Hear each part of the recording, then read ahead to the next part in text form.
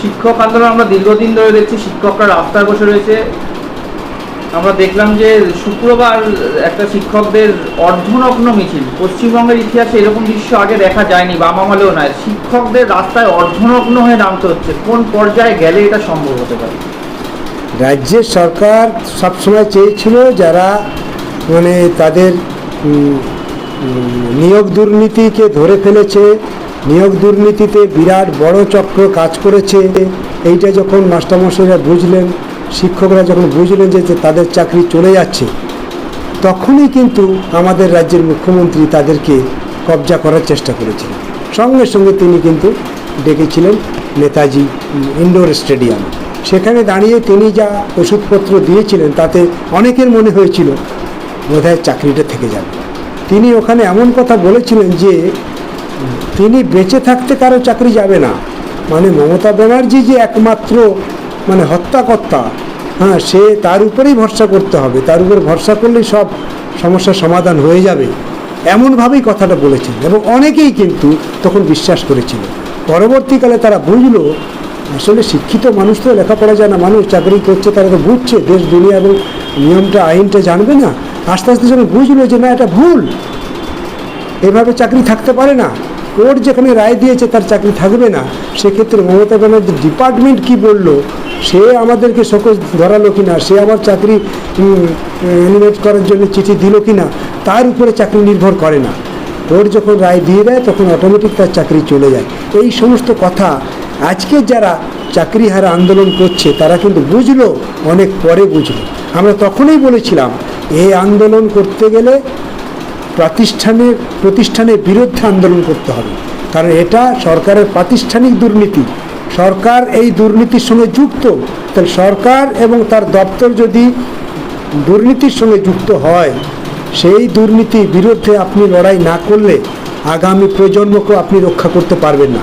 এই চাকরি তো আপনার যাবেই, এই চাকরি আপনি ঠেকাতে পারবেন না, কারণ আপনি নির্দোষ, আপনি স্বেচ্ছা, আপনি পরীক্ষা দিয়ে চাকরি পেয়েছেন, আপনি ঘুষ দেননি, আপনি টাকা দেননি, ভালো, আপনি মেধার ভিত্তিতে পেয়েছেন, কিন্তু আপনি যে প্রক্রিয়াতে চাকরিটা পেলেন সেই প্রক্রিয়াটা যদি দুর্নীতিগ্রস্ত হয়ে যায়, সেই সিস্টেমটা যদি দুর্নীতিগ্রস্ত হয়ে যায়, আপনি এই দুর্নীতির হাত থেকে বাঁচতে পারেন না। সুতরাং আপনিও দুর্নীতির শিকার হয়ে গেলেন, এর জন্য দায়ী হচ্ছে রাজ্যের সরকার, রাজ্যের দপ্তর। সেই জন্য তার বিরুদ্ধে আপনাদের লড়া দরকার। এটা আমরা অনেক আগে বলেছিলাম। আজকে তারা সরকারের বিরুদ্ধে লড়ছে, আর আজকে তারা সরাসরি সরকারের বিরুদ্ধে লড়ছে বলেই সরকারের গাত্রদাহ হচ্ছে। একটা অংশকে টানার চেষ্টা করছিল, পারল না, এরা সবাই এবার সরকারের বিরুদ্ধে লড়ছে। তখন দেখছে সরকার এই আন্দোলন যদি আমাকে থামাতে হয় তাহলে আমার সর্বশক্তি এখানে প্রয়োগ করতে হবে। কখনো কখনো আপনারা দেখেছেন যখন তারা বিকাশ ভবনের সামনে অবস্থান বিক্ষোভ করছে, তখন তার নেতারা সেখানে গিয়ে তার মোস্তান বাহিনী নিয়ে শিক্ষকদের উপরে আঘাত করছে, মারধর করছে। এই জিনিস দেখা যায় কোনো দিন? শিক্ষকদের উপরে আক্রমণ, শিক্ষকদের উপরে পুলিশ যেভাবে লাঠিচার্জ করছে, শিক্ষকদেরকে পুলিশ যেভাবে গত পরশু দিন রাস্তাঘাট থেকে টানা হেঁচড়া করে গ্রেপ্তার করে নিয়ে যাচ্ছে, শিক্ষকদের উপরে অত্যাচার, তাদের উপরে রক্তপাত করা, এ কোথায় হয়েছে? এই ইতিহাস তো মনে করিয়ে দেয়। যারা শিক্ষকতা করছে, যারা আজকে আন্দোলন করছে, ওদের মনে করতে হবে, ভাবতে হবে যে তার আগের প্রজন্মে তার বাপ ঠাকুরদা কেউ যদি শিক্ষকতা করে থাকে তার কাছ থেকে শিখতে হবে শিক্ষকের মর্যাদাটা কোথার থেকে পেয়েছিল। আমাদের রাজ্যে শিক্ষকের মর্যাদা ছিল, বামপন্থীরা আসার পরে শিক্ষককে মর্যাদা দিয়েছে। শিক্ষক তার দুবেলা দুমুঠো খাওয়ার মতন অন্য সংস্থান করলো শিক্ষকতার কাজের মধ্য দিয়ে। এটা কারা নিয়ে আসলো? বামপন্থীরাই নিয়ে এসেছিল। আজকে বামপন্থীরা শিক্ষকদেরকে শিক্ষার মর্যাদায় দিয়েছে, যাতে শিক্ষকদের অভাব না হয়, অনটন না হয়, কারণ এরাই আমাদের শিক্ষার মেরুদণ্ড, এরাই সমাজটাকে গড়বে। এই মর্যাদা দিয়েছিল বামফ্রন্ট। শিক্ষকদেরকে কোনো সময়ের জন্য অমর্যাদা করেনি বামপন্থীরা।